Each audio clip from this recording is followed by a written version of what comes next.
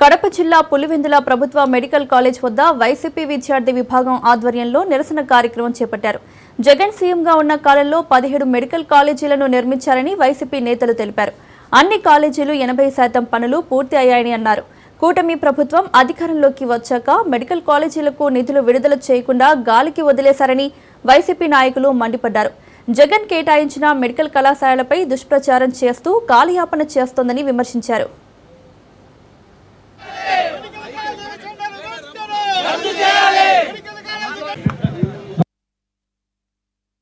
కూటమి ప్రభుత్వం అంతా అయోమయ స్థితిలో ఉంది.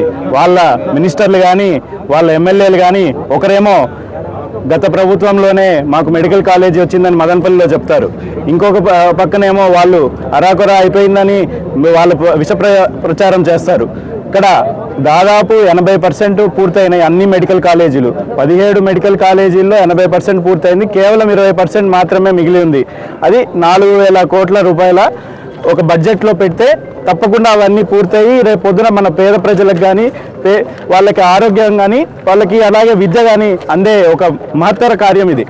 కాబట్టి ఈ కార్యక్రమం ఒకవేళ నిలబెడితే జగన్మోహన్ రెడ్డి గారికి పేరు వస్తుందనే ఒక ఉద్దేశంతోనే ఆయన మన చంద్రబాబు నాయుడు గారు ఈరోజు అది అవ్వకుండా దీన్ని ప్రైవేటీకరణ చేసి ఇది ఒక వాళ్ళ బినామీలకి ఒక సొత్తులాగా తయారు చేయాలనే ఒక ఆలోచనలో ఆయన దీన్ని ప్రైవేటీకరణ చేసే ఉద్దేశంలో ఉన్నారు. కాబట్టి ఇది ఖచ్చితంగా మా జగన్మోహన్ రెడ్డి గారి ఆదేశాల మేరకు మేము రేపు పొద్దున దీన్ని పెద్ద ఎత్తున ఒక ఉద్యమంలాగా చేసి దీన్ని తప్పకుండా ఈ కూటమి ప్రభుత్వం